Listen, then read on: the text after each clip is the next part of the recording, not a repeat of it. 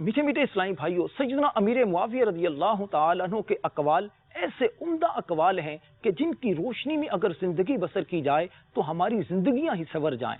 چنانچہ امیر معاویہ رضی اللہ تعالیٰ عنہ کے چند اقوال پیش کیے جاتے ہیں۔ امیر معاویہ رضی اللہ تعالیٰ عنہ نے فرمایا، آفت العلم النسیان، بھولنا علم کی آفت ہے۔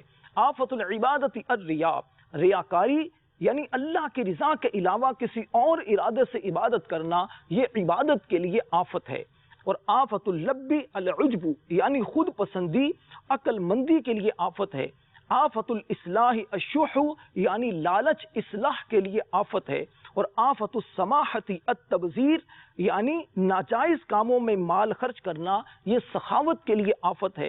اور آفت الجلد الفحش، یعنی بے حیائی طاقت اور ہمت کے لیے آفت ہے۔ آفت الحیاء الذل، یعنی ذلت حیا کے لیے آفت ہے۔ اور آفت الظرف الاکثار، یعنی ضرورت سے زائد برتن ہونا برتنوں کے لیے آفت ہے۔ اللہ تبارک و تعالیٰ کی آپ پر کروڑ کروڑ رحمتوں کا نزول ہو اور آپ کے صدقے ہم گناہگاروں کی مغفرت ہو۔